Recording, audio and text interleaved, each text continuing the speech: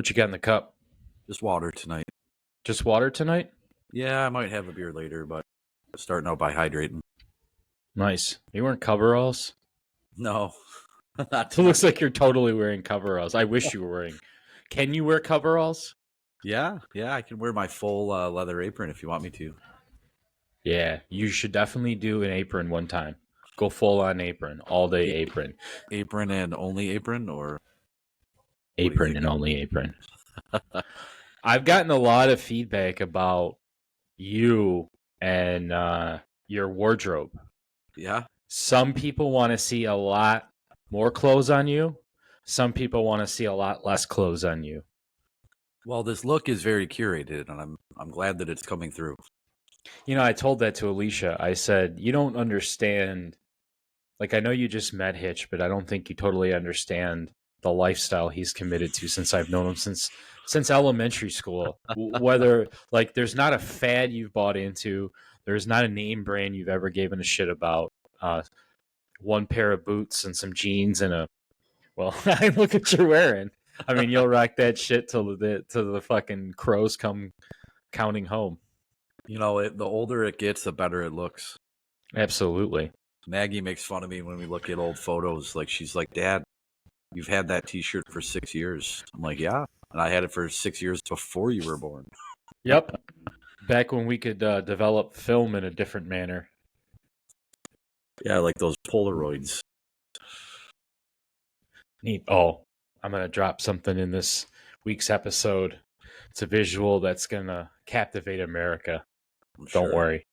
It's the D-Day of photos. We've been captivating already, so we got to find a way to top it every week. We absolutely do. Well, let's start this podcast off with a statement. I'm not mad, I'm just disappointed. Yeah, like, when your parents say that to you and your heart just sinks, like when you were a kid, that was the feeling that I had after this game a little bit. That's a good analogy. Yeah, I mean, we set the expectations last season. We set the bar for what we should expect even from the coaching staff every week.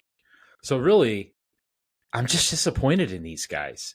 It's a game that I'm not saying it was a gimme game and not saying it's an easy game, but it's a game we could have won. It's a game we should have won. It's a game we just won a couple months ago, right? It's a team that there were some roster changes on it, but there's nothing drastic that they added on there that was going to be this large surprise to us, right? So did we just outsmart ourselves? I think after just a 2-game sample size, we're starting to see a little bit of a very worrisome trend in my mind. I have some thoughts and some opinions on what exactly might be going on, and we'll get into that. But I think you break it down by, not so much this moniker of grit. I'm scared that it's changing over to replace grit with rust, right? The offense feels very rusty. They look very rusty. I think the simplest way to break this down is when Goff isn't playing good, the entire offense isn't playing good. And that's not just germane to the Lions. When a quarterback has a bad game, the offense has a bad game. Goff just doesn't have his legs under him yet. There's times where he looks great. There's times where he looks terrible. And I'm beginning to realize, or beginning to wonder, I should say, is this due to the fact of this 3-game preseason where none of these guys played? It's a full game, and they got to get full speed. That's something I've already heard in the last couple of days, kind of been echoing through the halls at work and on the internet.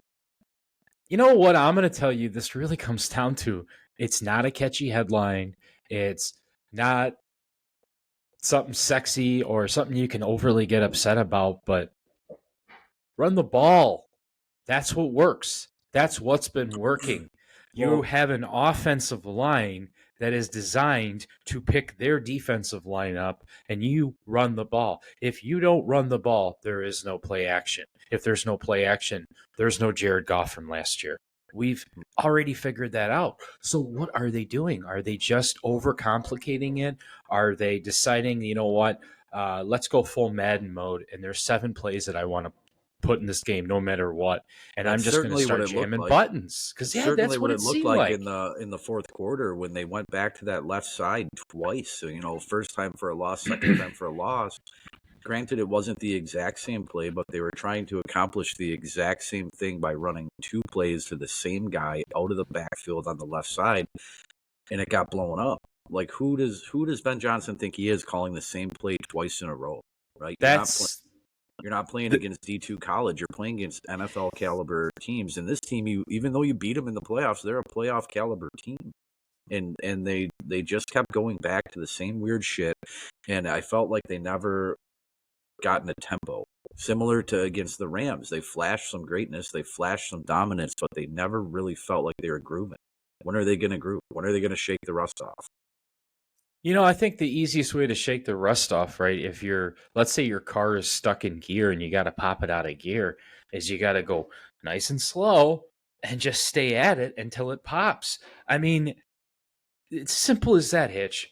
I truly feel like there is the biggest key to the up and coming game that we have, and if there's anything we can learn, is run the ball. You invested David Montgomery, Jameer Gibbs, an offensive line that we're all a big fan of, that we're extremely comfortable running behind.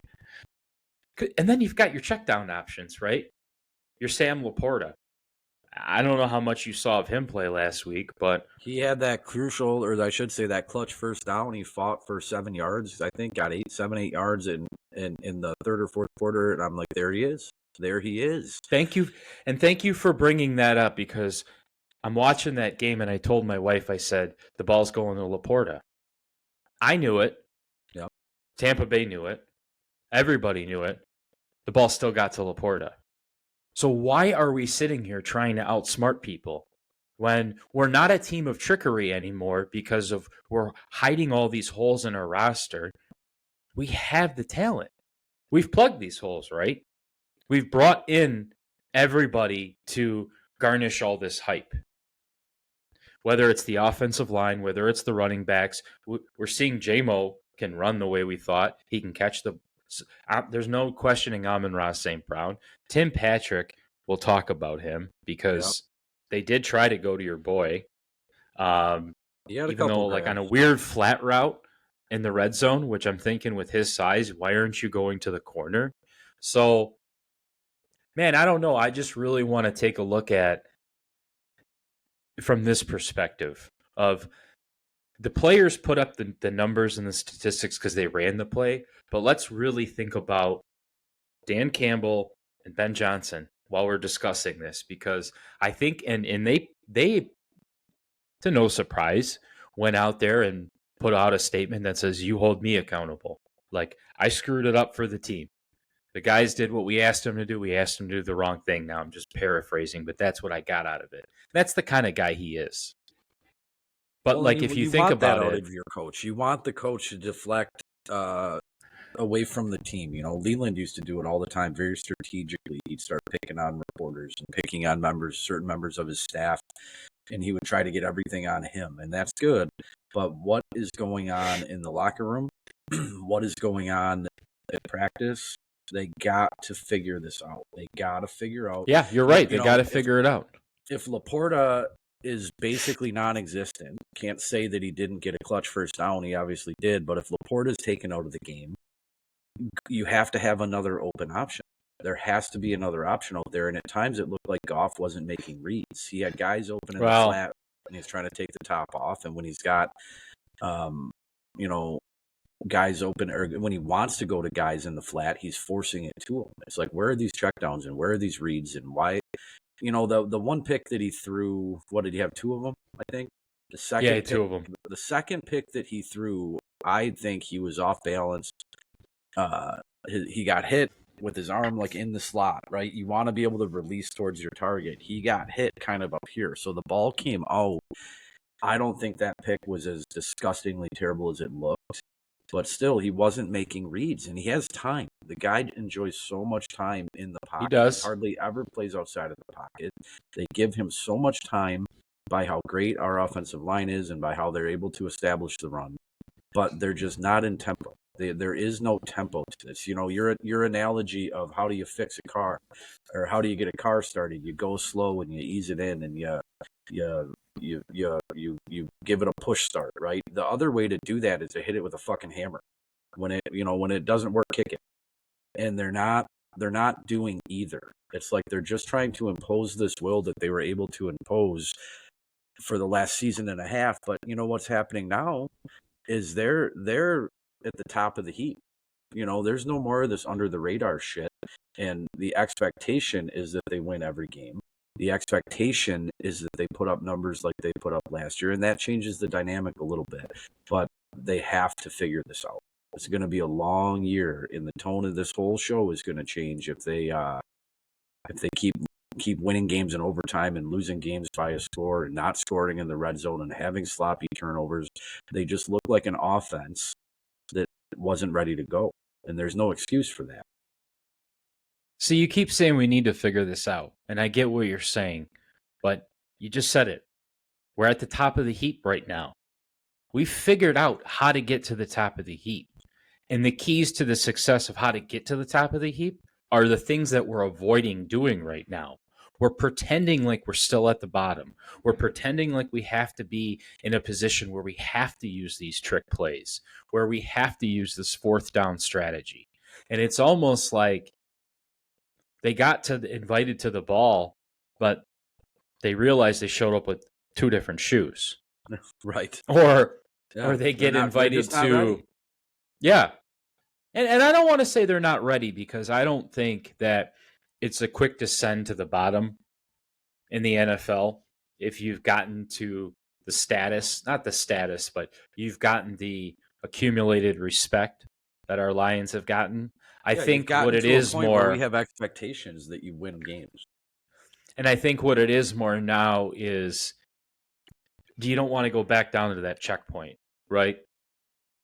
Like, it's not a boom or bust league in that sense, but it's a kind of a bust and then a slow descent to your window slowly climbing. We're seeing that with the Philadelphia Eagles right now. What, 2 years ago, you had everybody loved Nick Sirianni. Everybody loved the Eagles. Look at it now. Look at the headlines. They lost to Atlanta. They lost to touchdown Jesus Kirk Cousins, right? They've got this attitude that they had to fight and be scrappy and be Philadelphia to get to the Super Bowl. And then they just that was just what their attitude stayed. And now they're kind of still that scrappy, weird, mouthy team. And that's not going to get you anywhere. So what I'm really trying to say is that this goes back to, I think, our first episode where we talked about how Brad Holmes is so good at just sticking to the same basic three things. Man, just run the ball, create play action, open it, and then it completely opens up your wide receivers. And I was just going to get into that theory, but I think we should break the wide receiver portion down later, because now that we've got J-Mo, St. Brown, Khalif Raymond, as I'm screaming his name, does something real good, comes out of a route real nice, catches the ball. So, man, we've got some options, right? So let's just get back to basics. Yeah. Back to basics. No, you're right. You're absolutely right. Let's do what we did against the Rams in the end of that fourth quarter and overtime. Let's do that every time, all week, every week. Well, and I thought what we saw in that end of the Rams was kind of the aha moment of, okay, yep, it's basics. Hey guys, let's finish this game up with going back to basics. Just pound this thing up the middle. So then I think we're going into our past week's game, and I'm like, well, they're just going to pound the rock, right? They're going to get it to the point where we're seeing run plays where we're like, okay, when are you going to throw it? They're going to get like stubborn to the point where it's boring, but it's feels good because you know you're doing the right thing. And they did the opposite, really. So I want to really push the accountability, not to the locker room, not to the players, but to the coaching staff specifically on obviously Dan Campbell, but Ben Johnson, man, you stayed here for a reason. Chill the fuck out, calm down, shrink your playbook down, shrink your whole concept of what you want to do out there down, and just pound the fucking rock, man. Yeah, I don't think he needs to shrink the playbook. I don't think he has to stop with the creativity that he's demonstrated. But I have at the top of my sheet here, this offense has to have an identity. We thought that there was potential here for like greatest show on turf, but they have to decide what they want to do. If they can pound the ball the way that we know they can pound the ball, like you've said it opens up the pass. When you're opening up the pass and they don't know what you're going to do, it opens up that option. Kind of, let's get a little tricky. Let's let them guess. What are we doing here? It says my internet's unstable. Are you getting any glitching or anything? You're a little bit more stable now again. Okay. All right. I don't want to spend the whole time here talking about the negative because there was a lot of positive to look at here, and I think that's why we left this game feeling so perplexed and so confused, I guess I would say. We talked a lot about the pass rush and Hutchinson in particular last week, and goddamn did he show up, right? I mean, that's an understatement, and that's almost kind of sad because we don't win, and this guy puts on a monster performance, man. Like, I don't know what more he needed to tell you that he was here, that he was there, that he's been everywhere. He looked as surprised as we were by the time he was getting sacked 3 and 4. He's coming off the field like this. Like, what? Why am I coming untouched? Why aren't they trying to stop me? They tried to cover him with a tight end multiple times, man. This is the opportunity I'm talking about. So you're already telling me I'm being too negative. So I won't even get into that because I made my Ben Johnson point, and I don't want to be negative towards him. But I know he's out there listening to us, so I'm just hoping he got this message. Right. You know, when they're going through walkthroughs. Probably waits every Wednesday morning with his tape recorder and his pen handy to get some notes off of us for sure. Yeah, I'm on his top 8 on his MySpace. Trust me. I don't. Go ahead. No, I just don't. I appreciate what you're doing because I don't want to get wrapped up into the negativity. So let's stay on the defensive side of the ball because the defensive team, I would say as a team, right? Because you had a Kirby Joseph interception. You had the 4.5 to 5 sacks by Aiden Hutchinson. You had, as you called it, Levi Anzarike became a large presence on the field. I think they credit him with a half sack. Yeah, that's why Hutch has the 4.5 and not the 5. They kind of got there at the same time. But if anybody watched the game and if you go back and, focus on him, you can see that it was really nice that he's healthy and that he's showing up because that's obviously what we brought him here for. That's obviously what he was drafted for, right? Well, so talk about edge rush health and what we brought someone in for. We're already looking at Davenport sitting out this one. Yeah, that's a bummer with a groin. I was really shocked by that. I try not to feed into the injury report hype prior to the game because after what the Patriots did with Tom Brady, you can essentially put anybody out there as a deterrent. But I don't want to say I expected this because I expected him to be out, but I didn't expect it to be week 2. I really didn't. And I was really hoping to see him pair up with Reeder. Who looks like, hey, was worth grabbing him. I mean, we don't need to hype him up because we already know. That's why we went out and got him, right? Obviously. So, that's what I'm saying. We're getting our money for these guys. We're getting our bang for our buck on this individual performance. It's just, that collective concept of, okay, we can put up numbers. We can have 150 yards for 2 wide receivers. We can have 98 yards for a running back, these many sacks, and it still translates to a loss because we're not proficient in the red zone. So Goff pointed to that too. That was kind of Goff's way of shouldering some of this blame, rightfully so. He said you can't win games when you get that close. You can't score, right? It was disappointing, man. It really was. We could have had that game at any time. We just had to string something together, and we couldn't do it. We couldn't get the ball in. It was frustrating. I think even Todd Bowles was expecting us to win because I don't know how many times they caught him on TV and he just had this look of like, we're getting the ball back. Yeah. You didn't score. Yeah. I mean, that's why I'm not really taking this one of these losses as hit the panic alarm. I had a guy I work with, Matt, came into my office today, fired up, right? He's an old school Lions fan, been a fan forever. And he's given me he didn't say the 3 letters that we're not talking about, but he kind of was coming with a 3-letter mindset. F this, F that. I just told him, I'm like, I didn't really say this. Obviously you got to let those guys have their moment, but I'm thinking to myself, I don't think we're ready for the 3 letters yet mindset. I'm not pulling the panic button yet. I'm disappointed.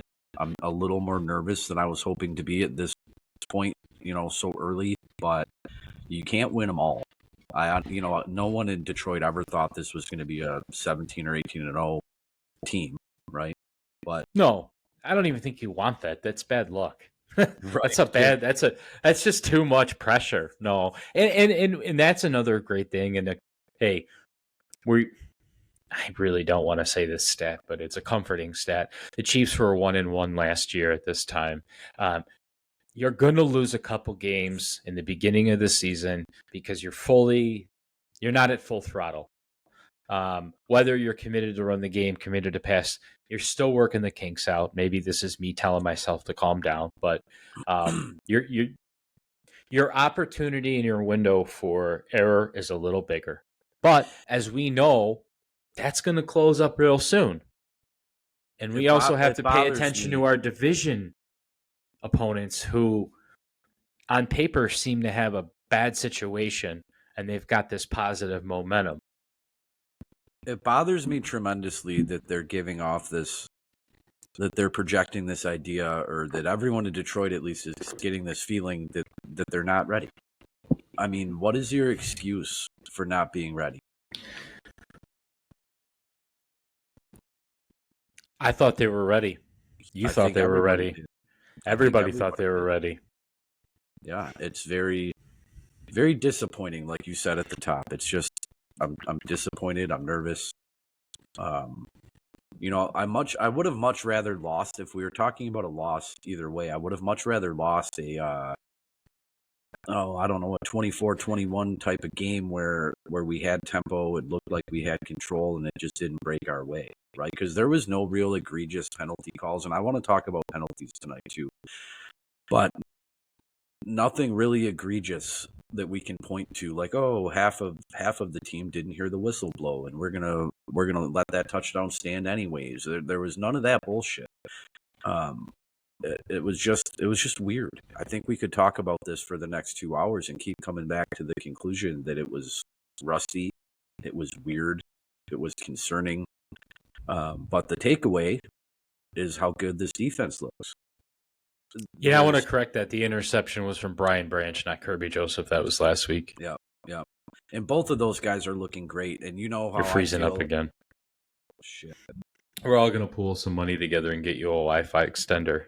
Dude, usually it hums in here. No, it looks like I'm back.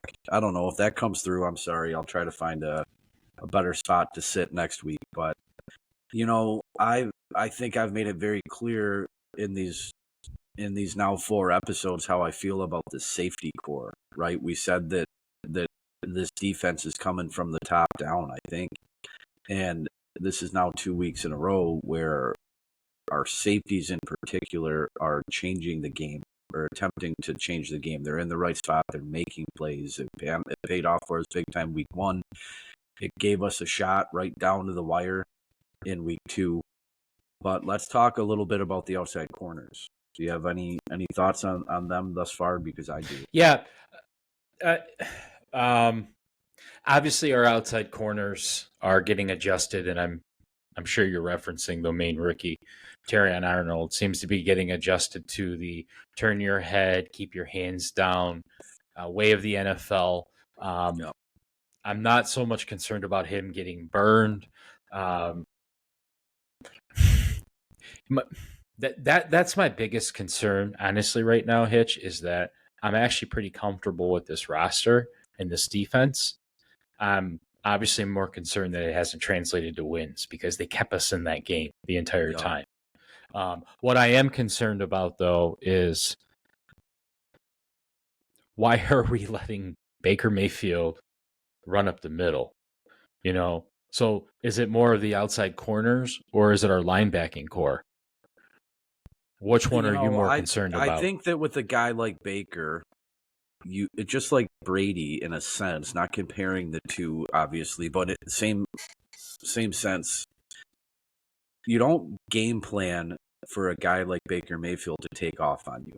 And we've seen it happen with Goff too. Baker's a lot more athletic than Goff, I think, but you see it happen where you think you know what's coming. You're using all the analytics off of those little laminated sheets that they all have. You're looking at what can you do to get that ball back? What can you do to mitigate any yardage? And every now and then, a guy like Baker is going to be able to slip out. I feel like at times we are very overcommitted into our coverage, but sometimes you have to be, right? You're not going to be able to be perfect every time. Baker had 34 yards rush. I don't know how that equates to Baker. I mean, I'm sure the guy has popped off a 20-yard run here or there, going all the way back to any of the other, 3 teams he's been on. I was concerned more about the outside corners and not Davis. I thought Davis had a fine game. I think Davis has had 2 pretty solid games Yeah. considering that he's only been a Lion for 2 actual games. He had Yeah, a he's little earned bit his of deal. swagger. He had a little bit of swagger. This is his old team, and they were beat up at corner, so I think he had some added incentive, obviously. But Yep. what I have in my notes here, and what I kept thinking during this game and during week 1, Arnold isn't in bad position. I would have a very different reaction to him, or a very different feel about him if he was just getting burnt. He's not in bad position. He just needs to learn, like you said, to Yep. stop using your hands. Yep. Use your body.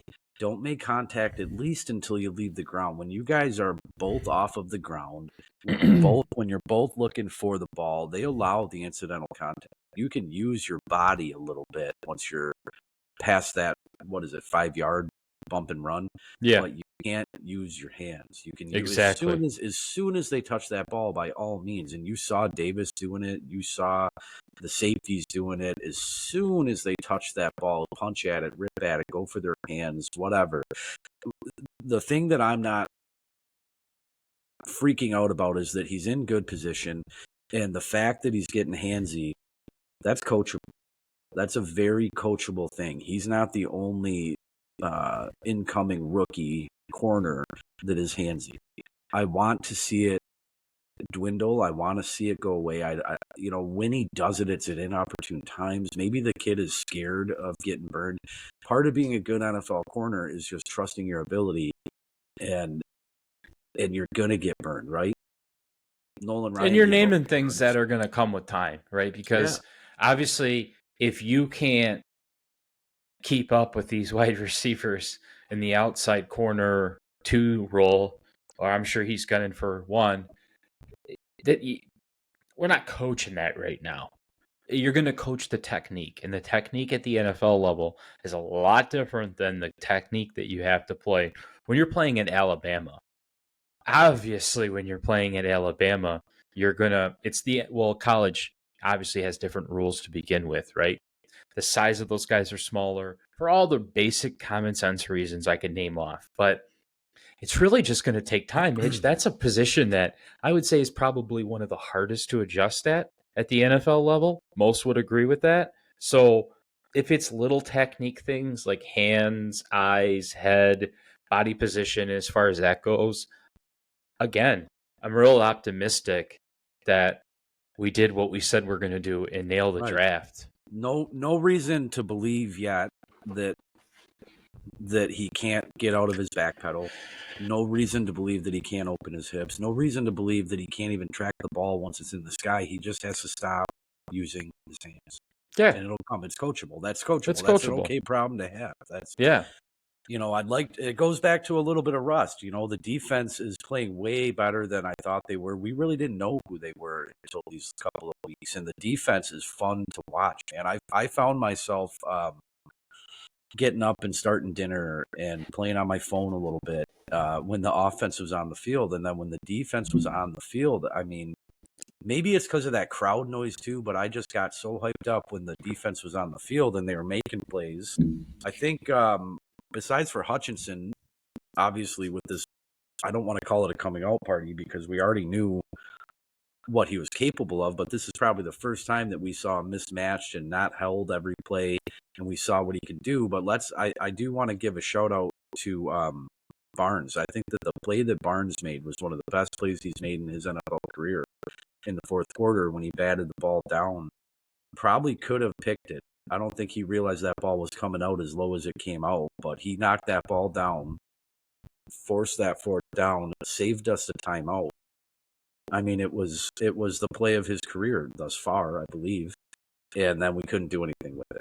That's what I'm talking about, this transition between offense and defense. You got these defensive players that are coming into their own, that are making plays week in and week out, and 2 weeks in a row now we haven't really been able to do much about it, and that's just disappointing. So maybe the identity for the first half of this season is going to be predicated on the defense. Oh, so far, I think teams around the league are looking at this defense, and I think they're shitting themselves. I think they're looking at the pass rush, not just off the edge, but straight up the middle. I thought Jack Campbell had a complete game in coverage. Against the run, he was not always the first man there, but he was there every time. He was. I don't want to get ahead of myself either, but if we plan on looking at that unsung hero kind of thing, it's hard when all of these guys are big money guys and high ceiling guys, but he did exactly what we needed him to do. I can't wait to see a game where they let him come through the middle or where they drop him back into coverage a little bit more, and I can't wait to see this guy get his turnovers and get on the stat sheet a little bit more, but he probably had the most complete game that kind of went unheralded. Yeah, and I think the way we're looking at the defense is kind of how we thought the NFL would be looking at our offense. Holy crap. They're going to do yada, yada, yada, throw past this. They're going to put up crazy numbers with such and such and such and such. And it's kind of the inverse, really. Now that, and hey, we're not an NFL team. They're obviously looking at both sides of the ball, but maybe now it's more of, well, the Lions, yeah, like you said, shit, man, that pass rush is nasty. Just never stops. And good luck running it up the middle on them. And yeah, those linebackers are everywhere. And those corners are, one play away from turnover. So I love Brian Branch. I really have absolutely loved that draft pick since we got him. And Steal of the draft. Steal my of that God. draft. Exactly. And so there's so many good takeaways you can look at from a defense standpoint in these last two games, with the Kirby Joseph interception, the Brian Branch interception. Obviously, these are both games. Anzalone's tackling brigade in week one. Derek Barnes's excellent awareness to jump up, like you said, almost get the interception. The 4.5 sack party for Hutchinson. I mean, in two games, we're naming off these monuments that this defense, not interceptions aren't monuments, but we'll call it signs of an elite defense, right?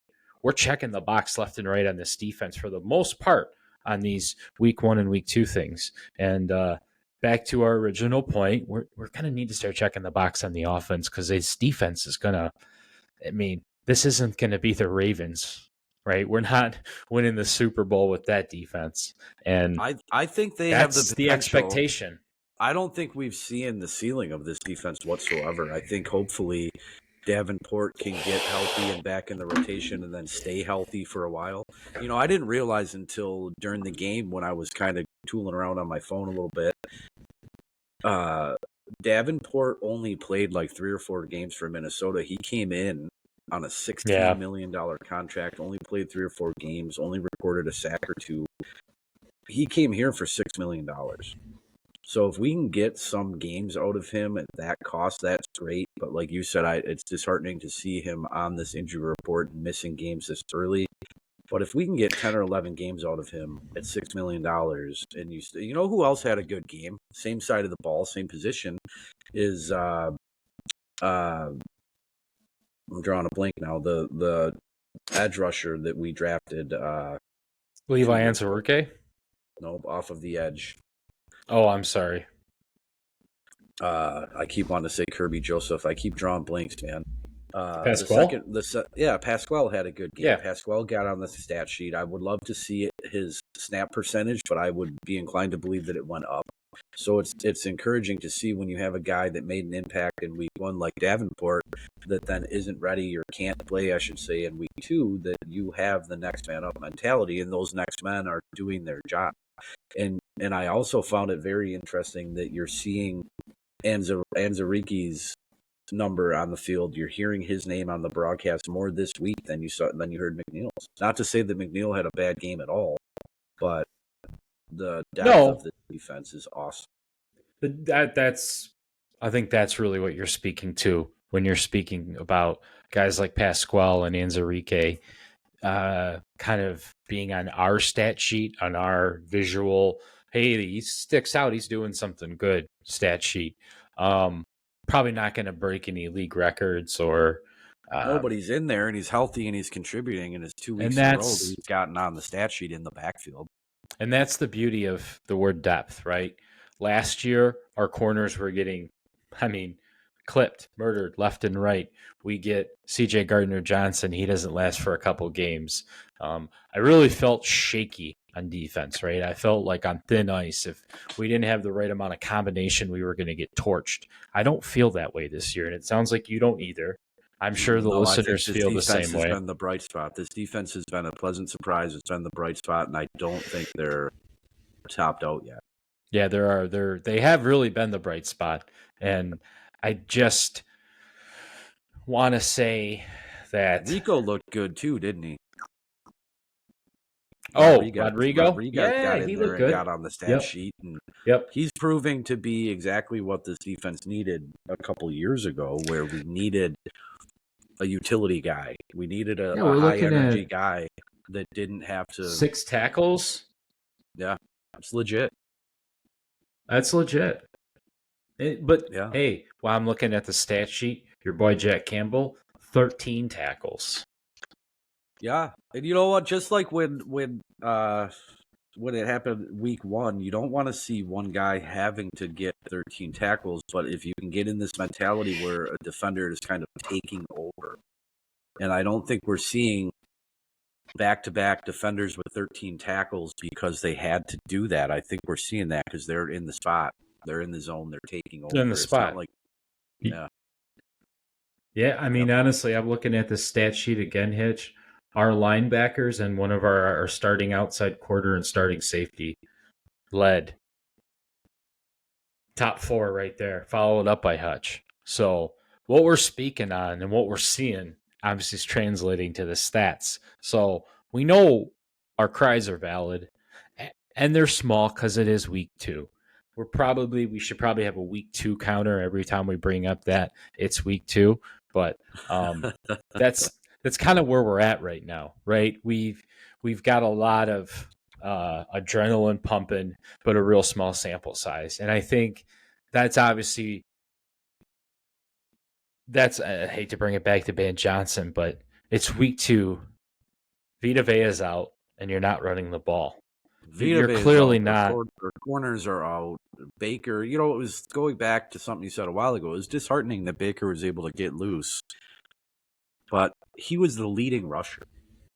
34 yards, man, and he was the leading rusher. I know, and that's that they were for big first downs, but we're doing something right. We're getting. It was situational too. It was like if you're going to think about a time that Baker Mayfield is going to burn you, it's going to be in the red zone. So let him burn you with his arm in the red zone, with some of the high caliber defense we just talked about, versus leaving the hole wide open for him to go right up. It's good. It is what it is at this point. It's going to happen. I'm not going to nitpick them.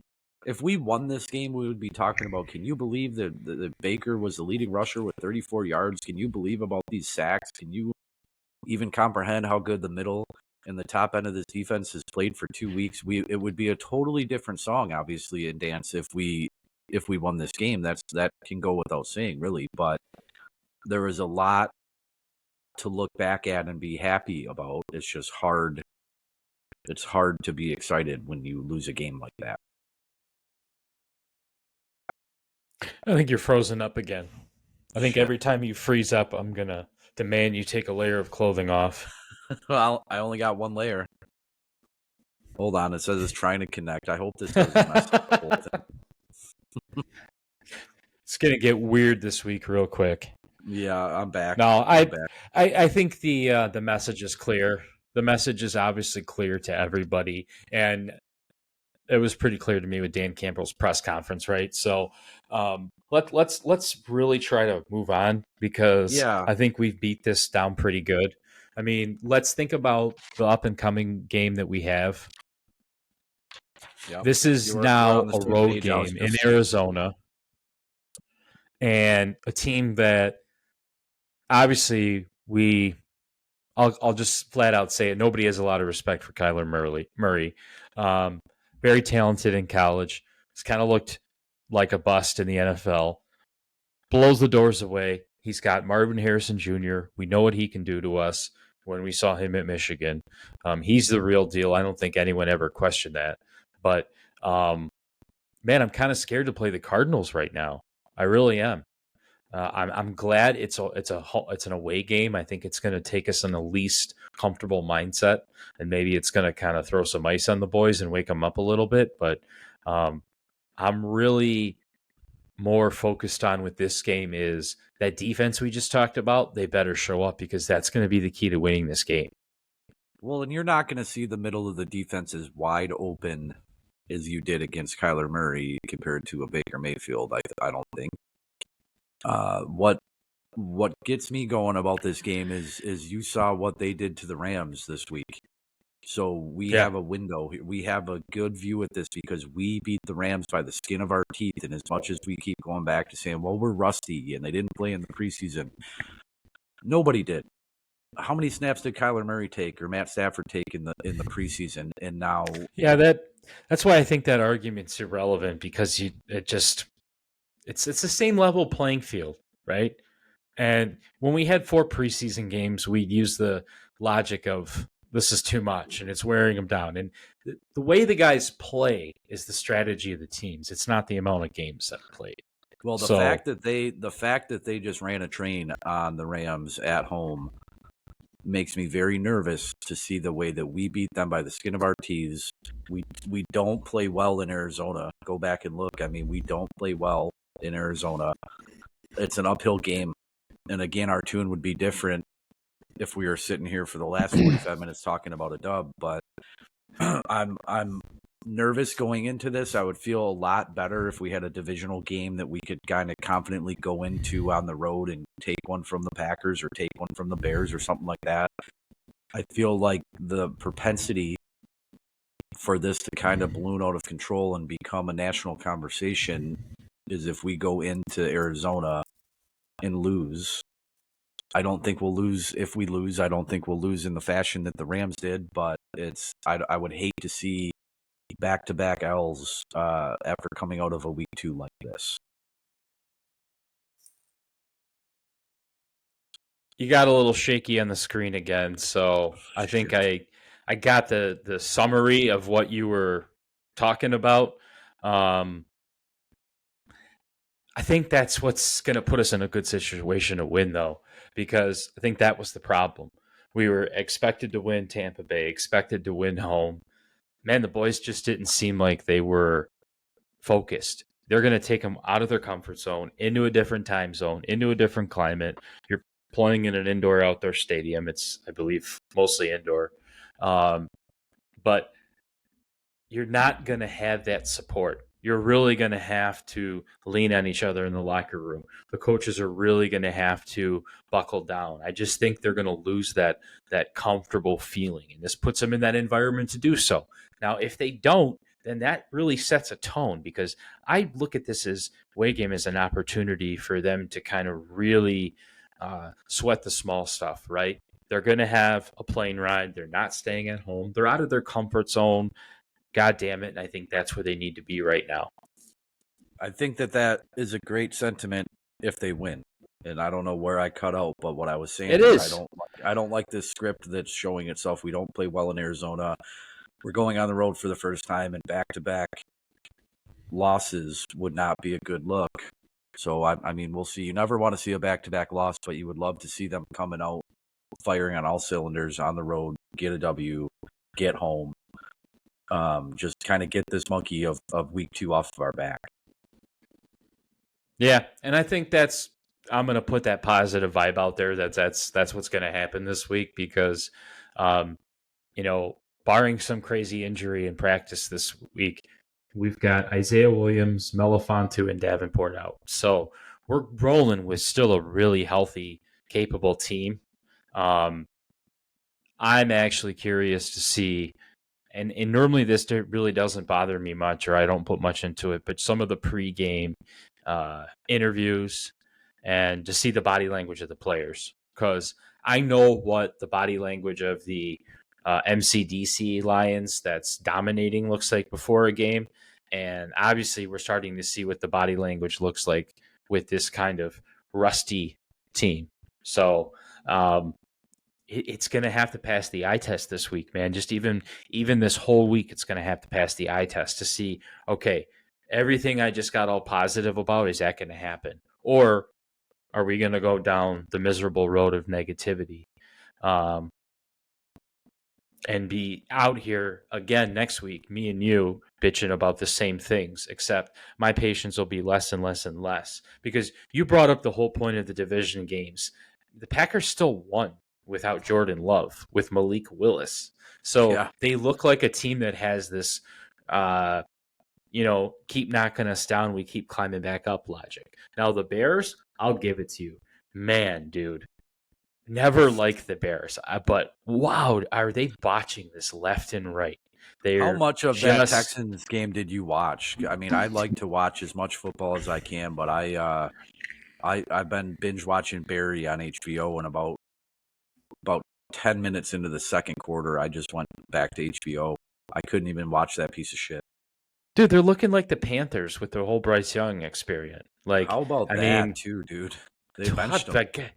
Pathetic. I mean, and I don't even know at this point if it's him or them, or I don't even care. I just think the Panthers need to not be an NFL team anymore, and everybody go play for somebody else, because I can't even jump on the Bryce Young hate train, because I mean, nobody can sit down and tell you that that's a reputable franchise.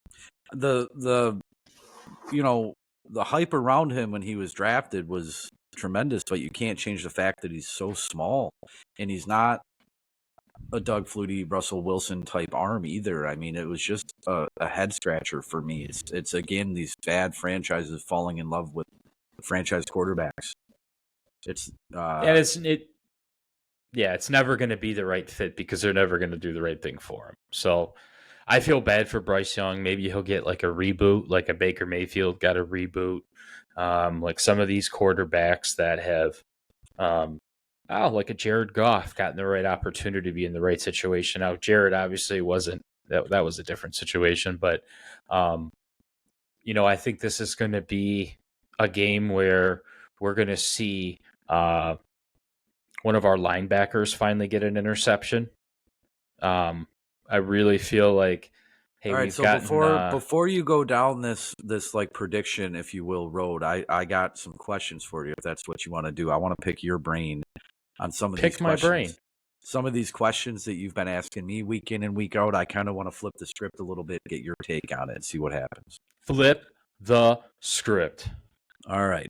So cut me off here if I start glitching again, and we'll get back to it. But obviously, playing in Arizona on the road, indoor, outdoor stadium. They just killed the Rams. I want to know what, right now, off the cuff, defensive player of this game for the Lions. defensive player for this game for the Lions. Yep. I think this is one of those games where Alex Anzalone comes up huge. All right. Now, offensive player. I mean, and the reason I mean that is too because we're going to need some leadership, right? We're going into enemy territory. So I feel like if anybody's going to make a step up in this game and set the tone, it's going to be the captain. The offensive player, the key to this game is going to be Graham Glasgow. I feel like he's done a really below average job on the offensive side of things at protecting. And I feel like his level of play is below average at best. I like that. I think he's the biggest pick. weakness right now in the offensive line. And I feel that if you're going to run this ball, like I keep telling you to run this ball, that we need confidence on the right side as well. So I need to see more out of him. And I think we're going to get it. All right. I dig it. I dig the deep pick there. You're not taking that low-hanging fruit, and I dig that. What do you think about kind of the sleeper pick of this game? You got your Rodriguez's and those type of guys on this roster. Who's going to be that dark horse to kind of step up and impact the game? On the defensive side of things? Well, either way, I guess. Either side. Well, I can tell you on the offensive side of things, and I was alluding to this earlier, was Khalif Raymond.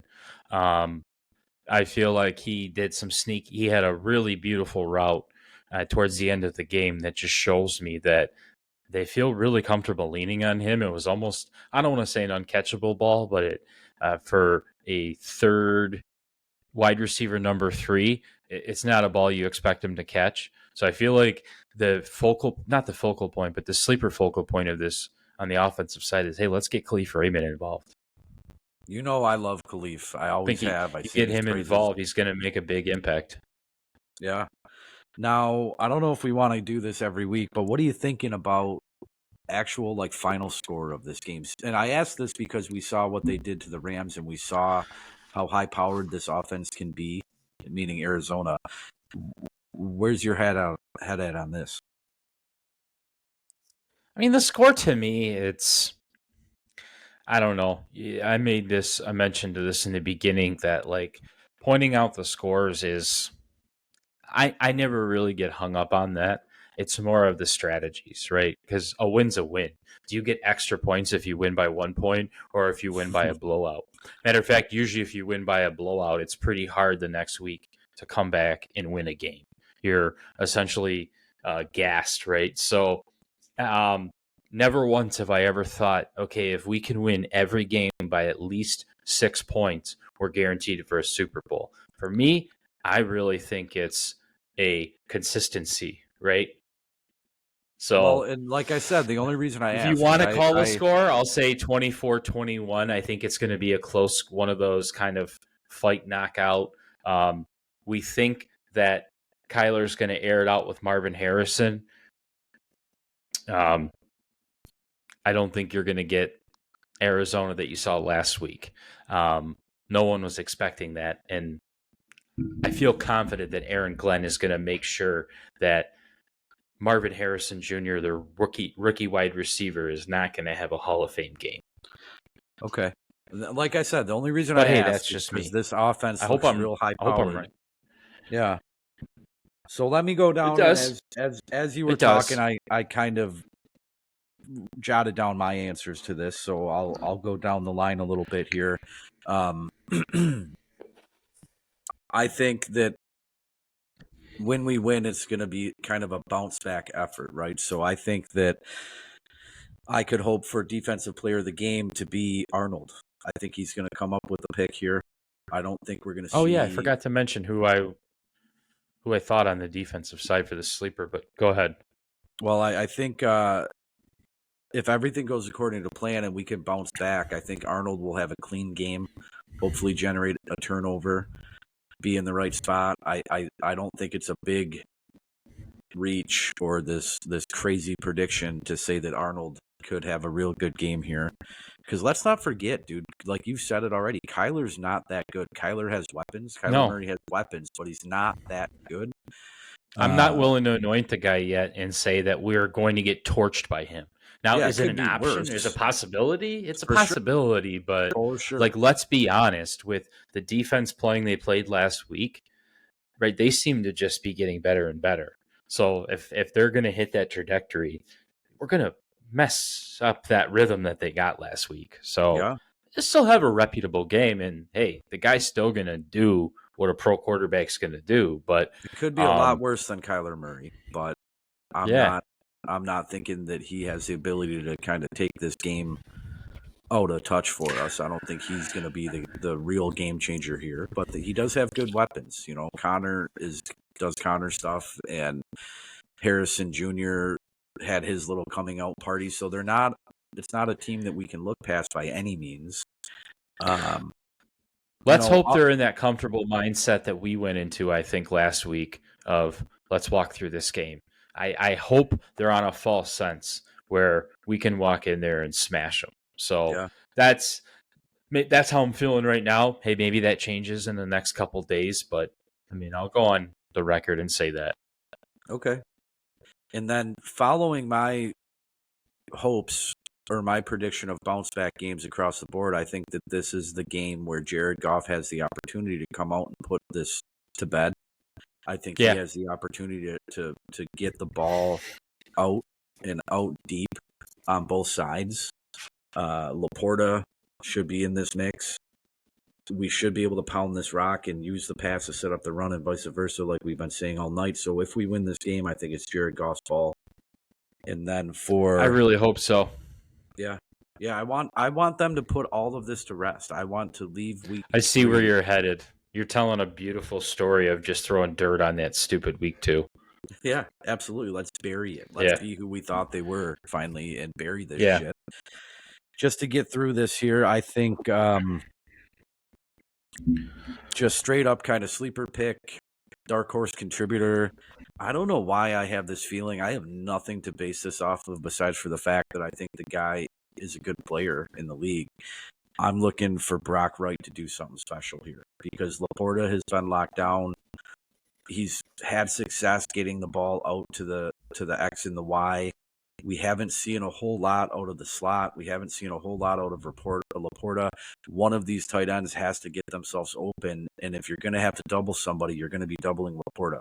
So I'm looking for Brock Wright to take advantage of the way these defenses have been blanketing Laporta. And if I got to go out on a limb, I'm going to say Brock Wright, a lot of yards, a couple big first downs, a touchdown. He's going to do something to keep us in this game. He's going to do something to remind us that he too is a good tight end. I think a nice stat sheet for a Brock Wright would be like 58 yards and 2 touchdowns, just by his size, the catch and run. Like, he's the type of body you can use in the red zone, somewhere where we failed last week. So I like where you're headed. Really, honestly, you're naming players that weren't on my radar. I guess, you know, I'm thinking O-line, you're thinking tight end, but we're also thinking that, hey, there's more to this than let's put the blame on these star guys that, you know, sell tons of jerseys, because Jamo's putting up numbers, St. Brown's putting up numbers. I see what Gibbs is doing when he gets the ball. I see what Montgomery's doing when he gets the ball.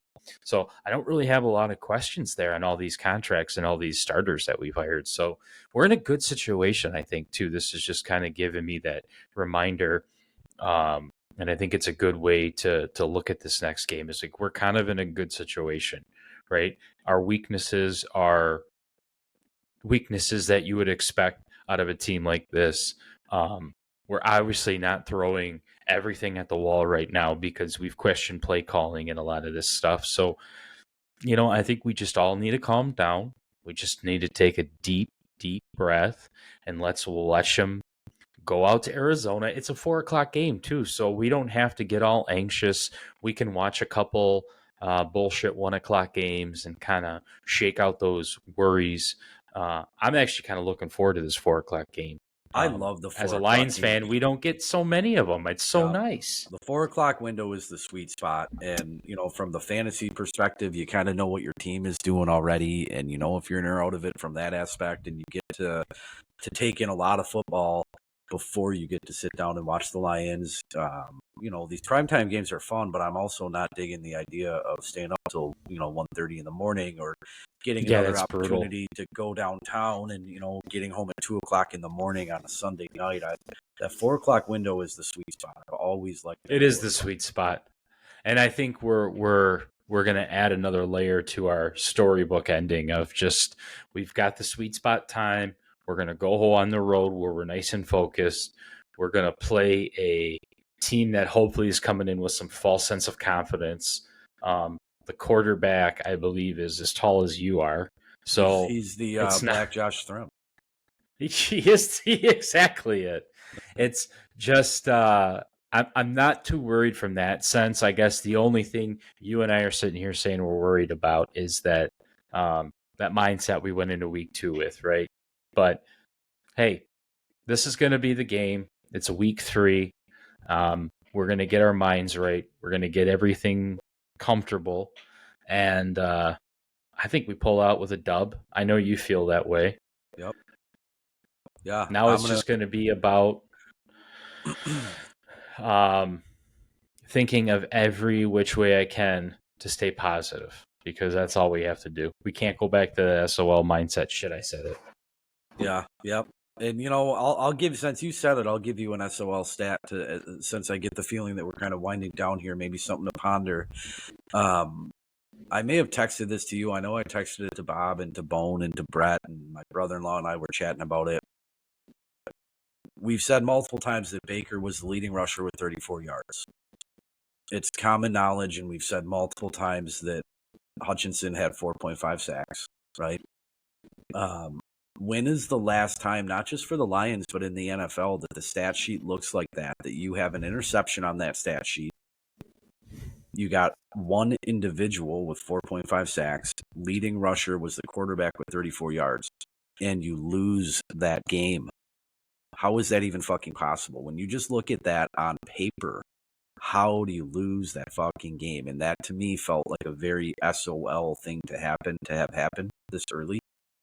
But whatever. I mean, you said it. We don't like to use that phrase, but that stat hurt. That hurt. That felt like it. Like Joey Harrison era, Charlie Batch era stat for me, and it was disconcerting. Well, thanks for ending on such a positive note. I really appreciate that. Let me end it on a higher note here, because you went out on a limb, so I'll do it for you too. I have here in my notes, I got 34-28 Lions win. Baker's gonna, or not Baker. See, I'm still so shell shocked. Kyler Murray's gonna keep him in it. It's gonna be a tough act to keep Harrison Jr. in his place, but I think it's gonna come down to some points. Whoever wins time of possession is gonna win this game, and I got us down at 34-28. 34-28. I said 24-21. Yep. Your game actually sounds a lot more enjoyable than mine, I guess. But the most important thing is we're both picking a W. And, I thought about it. Is there ever going to be a game where we're going to call a loss? And I think there will be games where you and I will wholeheartedly admit that this is going to be a tough one, right? So I just want everybody to know that you're not going to get us every week saying every single game is going to be a win. But No. Let's really look at this future schedule too before we sign off. So We've got Arizona, then we've got Seattle. Okay. They're playing at the top of their game right now, Hitch. Tell us if we're home or away as you go down this list. Okay. That Seattle game, that's our Monday night game. We're home for that, right? So then we hit our bye week. Nice. I thought we had a week after a Monday night game. Okay. No, we got a week 5 bye. Then we're at Dallas for another 4 o'clock game, which I'm actually kind of looking forward to playing Dallas this year. Yeah. Fuck Dallas. Follow that up with Minnesota 1 o'clock game. And then we got Tennessee at home for a 1 o'clock. And we're at Green Bay for a 4 o'clock game. So this is a schedule that allows us to get down to week 9 in a very favorable manner, right? I see some games that I think we'll be in control of. I also see a couple that kind of scare me. But up until there, we're good. And then, dude, then here we go into Houston, right? We got a Yeah. Houston Sunday night game. That's a good team. No one's going to discredit that. On Jacksonville. the road, correct? Houston on the road. Yeah, we're at Houston. Then you got Jacksonville. We're playing Jacksonville. They come up here. It's a 1:00 game. Say no more with Jacksonville. This is where things get hopefully in a fun position to be in, because you follow that with, you got going to Indy, and you're back home for Chicago. You got a Green Bay Thursday night game, a Buffalo 4:00 game, back at Chicago for 1, San Francisco, and Minnesota. And the season. So it's like, this is a nice wave that we can ride. The NFL's allowing us for a couple games to win, to lose, to kind of be a playoff contender team. Can't say that for every year, because there's a lot of times where the back end of our schedule is so twisted, or the front end is so hard to overcome. So, I mean, the NFL's given us respect. I think the refs are somewhat giving us respect. The teams are giving us respect by the way they're game planning us. So let's just give ourselves some respect. Let's keep it simple. Let's run the ball. Let's utilize some of these players that you and I called out, because we're calling them out for a reason, right? They're guys that we know are key to the success. They're not the fancy ones, but the Brock Wrights and the Graham Glasgows and the Terrion Arnolds. These are the guys that we brought in for certain specific reasons, right? So let's let them do what they're doing. We're about at that 1 hour mark. You got anything else to say for America? Just going down this list that you just went through, and to reiterate your point, that I think we try to do a pretty good job of not just being lion slappies and being fairly realistic here. I count up and I won't get into who here, but I count up 9 games that we should be able to really win down this stretch of games that you just laid out. And absolutely, beginning of the year, I was confident in saying 8 games. I see 8 definite wins here, and I kind of got thrashed for that. But again, the NFL, it's a hard league to play in. It's a hard league, an impossible league to stay healthy in. Any win you come by is a hard win. There is no easy win. So, I mean, if we're looking at 9 games down this stretch, if we go with this, we're looking at a 10-win season. Depending on how you play your division, that's probably enough to get you in. But hey, let's see what happens. All right, well, let's see what happens. We'll be back next week to discuss the Arizona game. And outside of that, man, I'm really glad that you're here. And I'm really glad that we're still doing this. Me too. And thanks for everybody for all the feedback, all of our friends, coworkers. All I'm asking is that you share it, because it's nice that you guys are liking, telling me in comments, but just blast it out there. So with that being said, see you later. See ya. Peace.